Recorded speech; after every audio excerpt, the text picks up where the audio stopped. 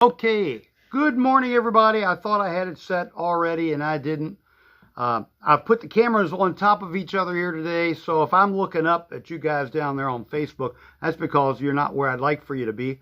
And I got my phone number engraved on my head. I don't know if it has something to do with the Bible or not, but anyway, good morning. And you guys up there, as always, I'm glad you're here, and I'm sort of glad you're here because you wouldn't see me if you weren't. But if you want to, go to my YouTube channel, which is Shenandoah, and this is backwards on this camera down here too. So you're gonna have to put me on a mirror somewhere, which is Shenandoah Sew and Vac.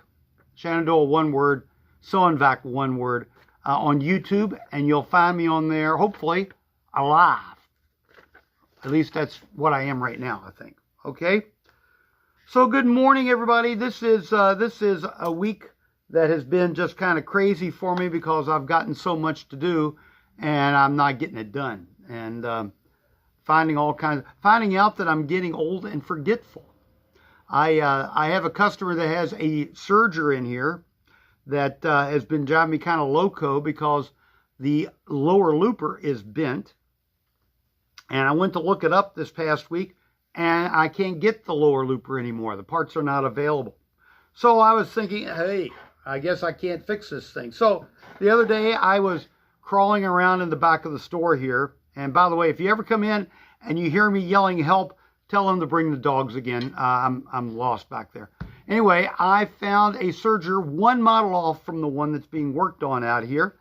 And I have a looper on there, and I don't think there's anything wrong with it. So now I've got to quickly take that out and put it in the other machine.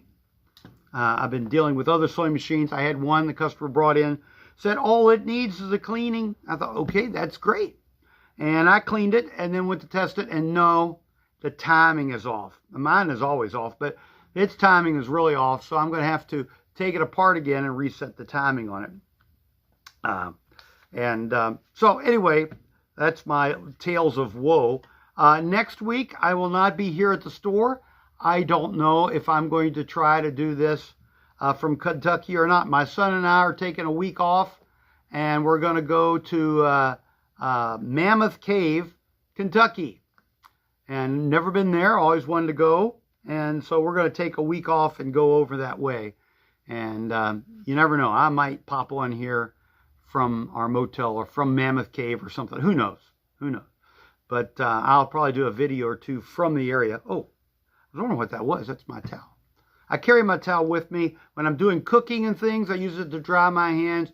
When I'm here at the store, I clean up my grease and stuff off my hands. So hopefully I don't get it on my clothes, which I do anyway.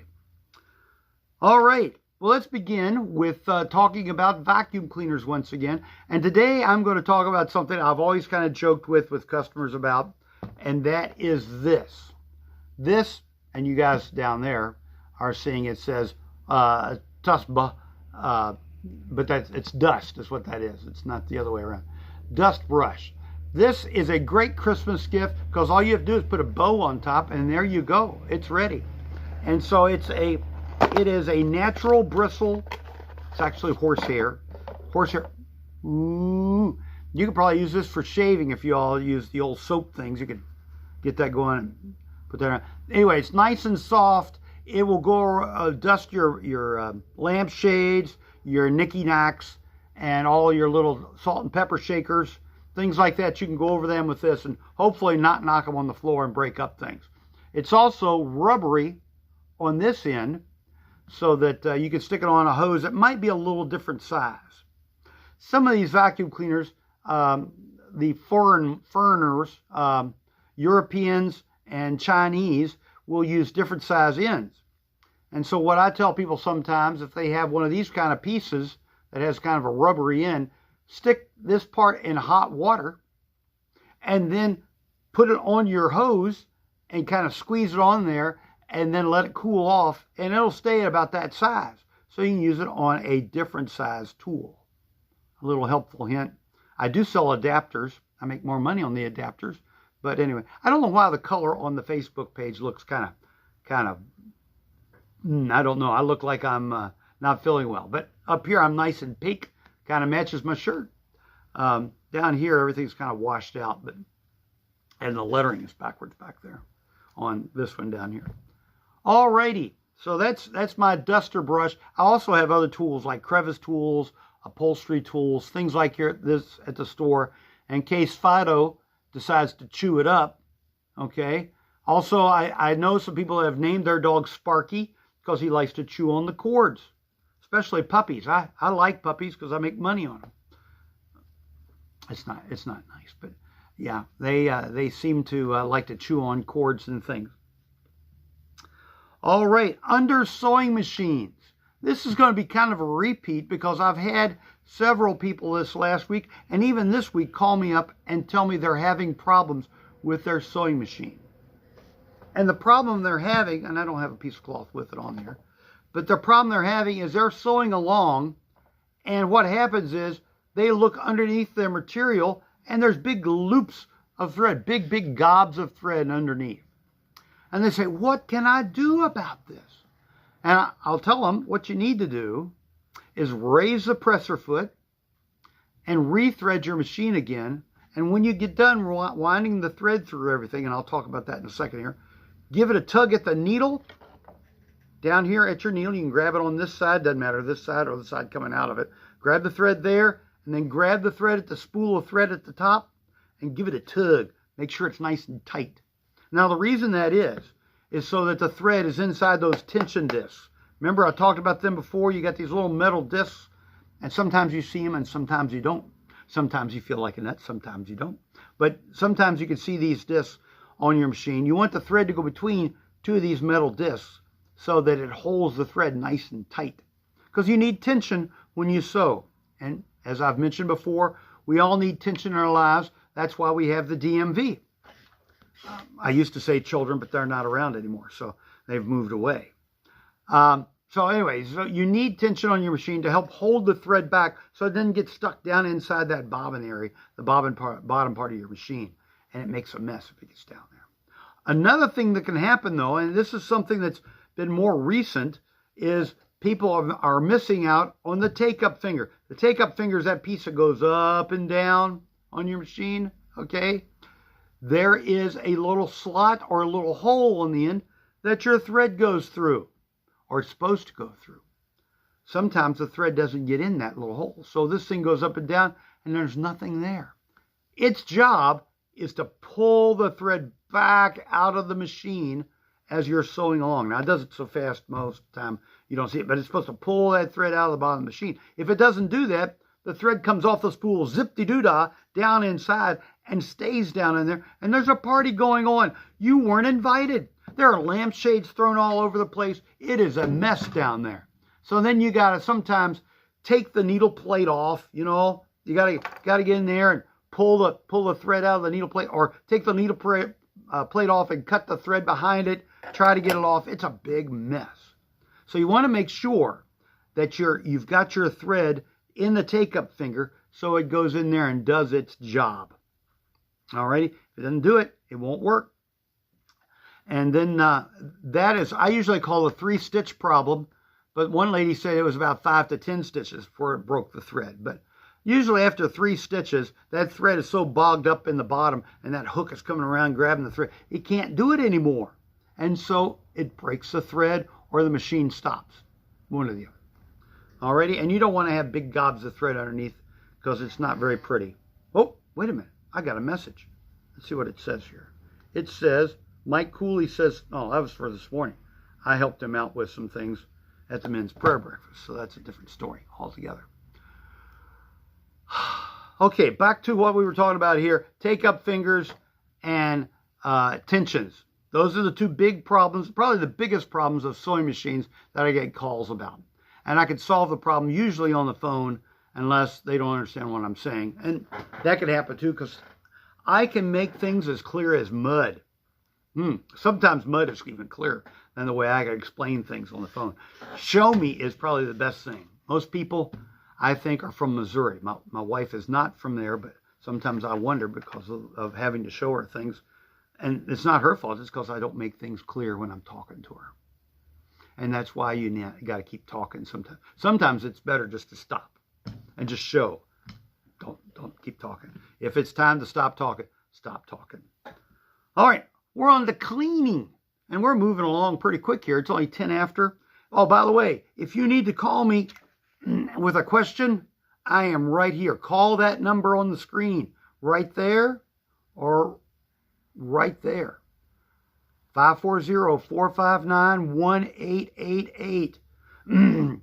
That is my phone number. It's also the year the Washington Monument was completed. It is. Okay, now, the third thing I want to talk about this morning is about cleaning. And I'm going to talk about something pretty weird. It's not carpet cleaning. It's not floor cleaning. But it's about this. Do you know what this is? Anybody know? I have one at home that's not designed like this. This is what I have at home is probably what most of you use. It's called a toilet bowl brush. I have one at home that I keep in the shower. Now, I don't use it in the toilet. Just want you to know that. But what I use it for is to scratch my back. Because most of those things that you buy that's supposed to scratch your back in the shower and all that stuff, it's worthless. I would do better if you had a board with a bunch of nails in it and then just, get in there, draw a little blood. It's good. Well, I use a toilet bowl brush that is round to wash my back at home and sometimes my arms and legs to get all that old skin off that's kind of stuck in there. So, but when you go to use it in your toilet, okay, the situation is if you're going to use this in your toilet, it's going to be splattered and stuff all over your face. And some of that water isn't so clean inside that toilet that you're using. I know dogs like to drink out of it, but that doesn't mean it's clean. Okay, so this is a toilet bowl mop. And people say, what in the world? I've never seen one of those before. Well, now you have. There you go. I had some people that would buy them to clean off their big screen TVs because it won't scratch it. Like you use a cloth and go over there. And I mentioned it before about cleaning your TV screen, your big screens there with the flat and everything. Do not spray liquids on your screen because if you do, the liquid's going to run down in the screen, down in the bottom there, for you down here, down the bottom of the screen, and it's going to get water down in your circuit boards. They put the circuit boards down on the bottom for the water to collect and ruin them. Or as a friend of mine from North Carolina likes to say, they're runt. They're runt. They won't work anymore if you runt them. Okay? So if you're watching, I hope you are. Okay. Anyway, yeah, you don't want to runt your TV. So you want to make sure that you keep it dry. This is dry anyway, and it just cleans off the surface dust that attracts to that screen, that static electricity. But for your toilet bowl, and I wouldn't use them in between. I would only use it for one or the other. And these are soft too. But if you're using it in the toilet, don't do this. No, I've got a story to tell about that in a minute. Anyway, so what you do with this, you take this into your toilet bowl and you take it and you push down into that opening at the back of your toilet bowl and you push down in there and you're pushing water up and out of the toilet. So by the time you get done pushing, there's only a little bit of water in the bottom of your toilet bowl. Just a little bit. And then you add your toilet bowl cleaner and it waters down just a little bit. Because if you put it in a full toilet bowl, you got to use a lot of toilet bowl cleaner, and it's really watered down. It doesn't really do the job. So if you push all that water out with this toilet bowl brush, keep pushing it down in there and getting it all cleaned out, get all the water that's in there away. Then you put your toilet bowl cleaner in there and let it set for a little bit, and then take your mop and wipe it around the toilet bowl. Don't splatter around. Wipe it gently. Wipe it around inside there. Get that toilet bowl cleaner all over that bowl. Up underneath. You want to get it up underneath that toilet bowl because underneath the seat, you don't see this.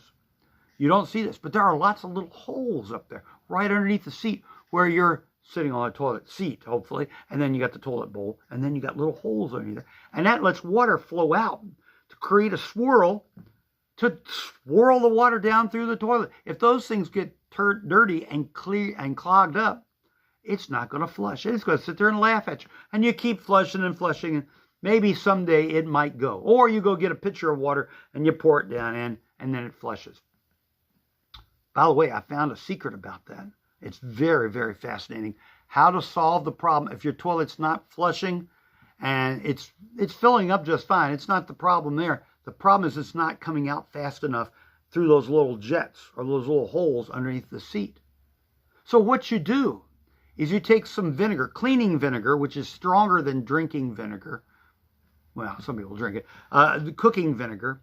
You take that and pour it in that little tube in the toilet. You take the tank lid off, not the tank lid off, and pour this vinegar down in that hole down there and get it in there till you start seeing come out the little rings around the outside. Stop. Okay, stop when it starts coming out. Leave it set for a couple hours and then flush your old toilet, and that'll help clean up all those minerals that are stuck inside there. All right. Now, a story I wanted to tell was one time my daughter and I were going hiking. I won't tell which daughter. That way you'll have to guess. We were going for a hike, and we were really thirsty, and we didn't take a lot of water with us, and there's a little stream there. So we dug out a little hole in the stream, and we waited a little bit until it cleared up, the mud and stuff cleared up, and I took my Sierra cup, which is kind of a flat kind of cup that you use for dipping out of streams, and I drank some of the water. My daughter took some of the water and splashed it on her face to kind of cool off. And as we walked down the trail a little bit further, we saw that there were people before us that had some horses. And my daughter went, "Yuck, I put that on my face." And I said, "That's nothing compared to what I just did with it." But anyway, just a little warning. Be careful. Look upstream. Always look upstream. You never know what's coming down. Okay. All right, have you heard enough about toilet bowl brushes? If you need more information, you can contact me here at the store at that number there, 459-1888, 540. And I will talk to you and try to answer that question for you. Okay. Next, and I don't have anything for lighting this week. You'll have to just sit in the dark till the next time I do that, which will probably be 2 weeks. I will not talk about that kind of stuff probably next week. Free, things that are free. This week I'm going to talk about something that's really cool that's free, and it's been free for years here in the county. I used to know the guy that ran the place years ago. I kind of know the guy that runs it now, but Mr. Bernie, and he was a great photographer. He was a photographer for President Reagan. He worked for, I think, the Washington Post. Anyway, great photographer. He bought the paper, started it, or maybe even started it. And I've got an old copy here. So anyway, got my friend Willie on the cover here. I got him to sign one. Or I asked him to sign one. Anyway, the Bryce Mountain Courier. It's free. And it has good news in it. Good news. You don't find any of the stuff from the swamp. You don't find any stuff from the septic tank. They don't have an article called The Septic Tank Today or anything like that. No way, buying. It is good news. Also in here, one of the articles that we always read, it's one of the first ones we always read.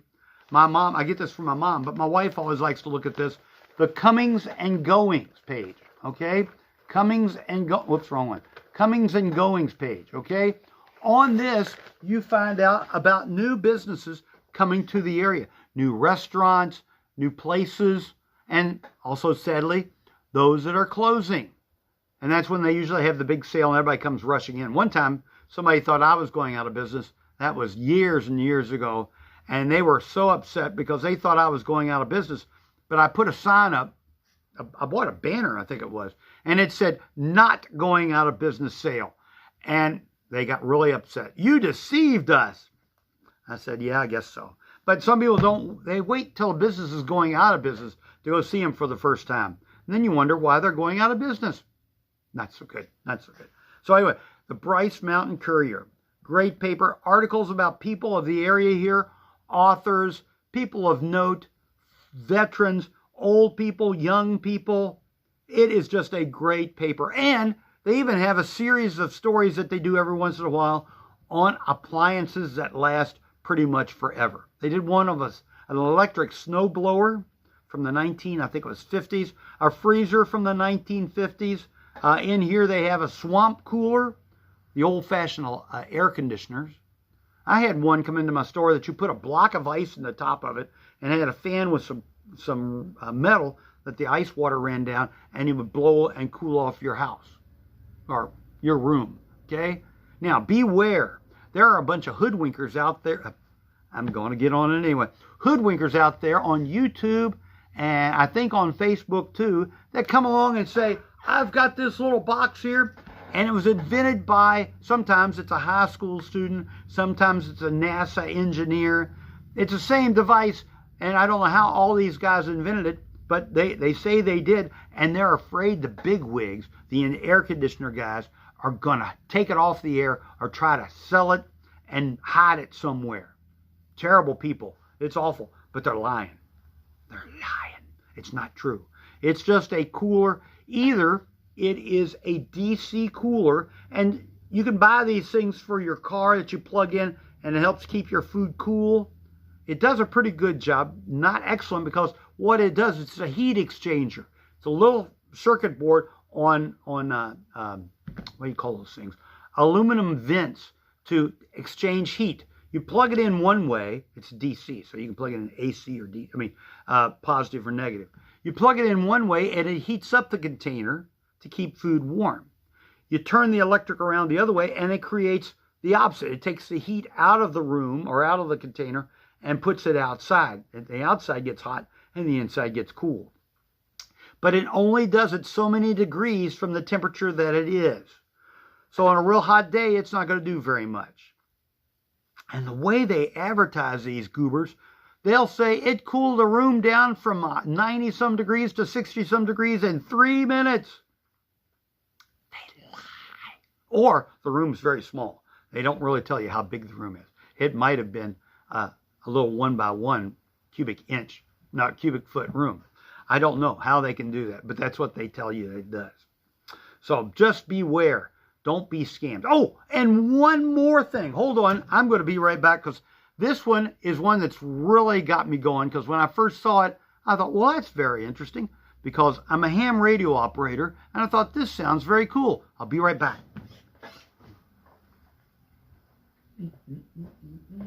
Oh, where'd I put it? Oh, it's way back here.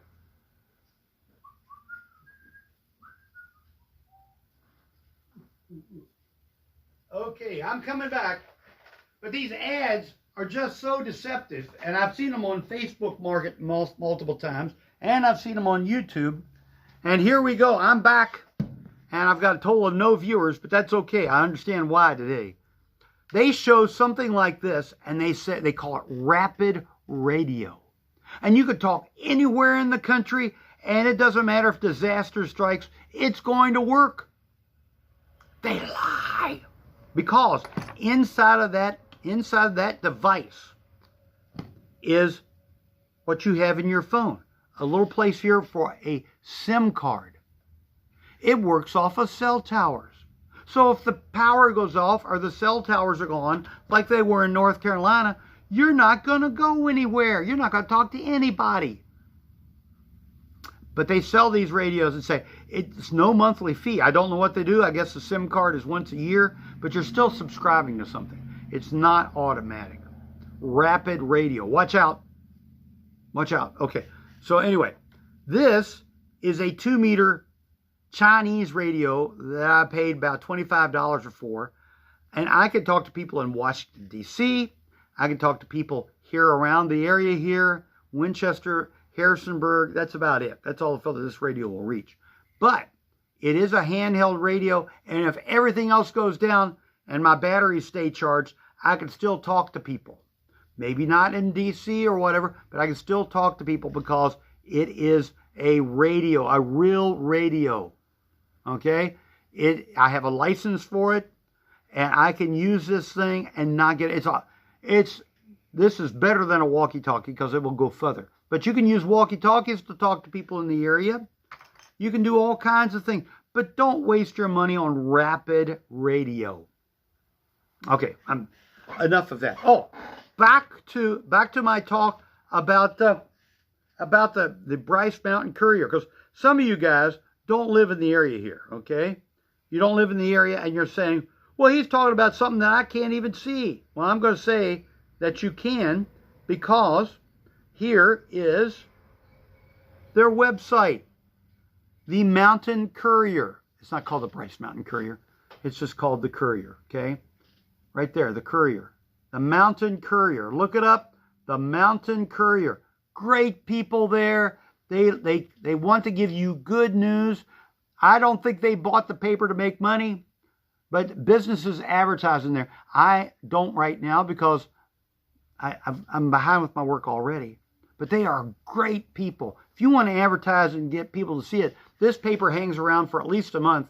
You saw the one I had here at the store of friends of mine. That's been around for months. And people still come and pick it up because it's got good news in it. Okie dokie. So, questions. Anybody got questions? I'm waiting here with the phone. I'm waiting with my cell phone if you have that number. And I can even start doing it on the radio if you want to. I'll set up a frequency. You can call me on there, but I don't think so. All right, Mom, I am about done here. And so you can get ready to watch Mark Lowry later here in a few minutes. My mom watches this after I'm usually on Thursday evenings while I'm gone, which is probably a good thing while I'm gone. So once again, anybody have anything they want me to talk about, please let me know. If anybody wants to let me know where they're contacting me from, I had a lady call me yesterday. I was hiding in here trying to get some work done. I wasn't very successful, but I was hiding in here. And she said she's moving to France. First she said she was moving abroad, and I said, who? And she thought it was funny. I'm glad. Anyway, she's moving to France. Oui. And she said she's going to watch me over there. I said, well, maybe. We'll see. Alrighty. Thank you all so much for watching me later. And you on Facebook, someday, maybe next week, I won't be on Facebook because I'll probably only have one phone with me instead of my two that I have here I'm using. And you on YouTube, I'll try to do something. If not live, I'll try to put something up close to 10 o'clock. Okay. Oh no, it lets me set a premiere time. So I might just set it up to do it at 10 o'clock. Alrighty, anybody got any questions? The total of nobody watching me right now. Okay, boy, I look fat. Okay, I'm going to stop that. All right, thank you all so much for watching. If you got suggestions for me of what I could talk about, let me know. If you say don't do that the next time, I'll try to obey, or at least listen, and consider what you have to tell me. And you all have a great day. I sell new and reconditioned vacuum cleaners. I got them all over the place here. I sell reconditioned sewing machines and sergers. I rewire lamps. I fix KitchenAid mixers. And I don't fix cats. Okay, that's one of the things I don't do. Or broker relationships. But remember, I know a God who can. All right, my scripture verse today is from Psalm 127. Notice I'm going to give you a verse here. And this is 127. I think it's verse 5 or 6. You have to look it up to find out if I'm right or not. The Lord has done great things for us. Wherefore we are glad. Now, you might think right now, it's not so good. You know, the cat just did something on the rug. You know, my TV's not working. I don't know what I'm going to have for dinner. I mean, it could be very bad. I mean, and people in other countries, we don't know what bad is. But we might have it what we consider to be bad. But there's coming a day. This life is only a brief time compared to forever. Oh, wait a minute. I've got a call from Elkton, Virginia. Hold on. We're going to find out what's going on here. Hello, you're live and on the air at Shenandoah Sew and Vac. How can I help you? Hello? I guess I overwhelmed them with my joy and happiness. Okay. All right. Thank you all so much for watching. You all have a great time. I have been on the air now for 29 minutes and 22, 23, 24. Anyway, I've been on the air for almost 30 minutes, which is what I want to do. And so we'll be talking next time that I get together here at the store in 2 weeks.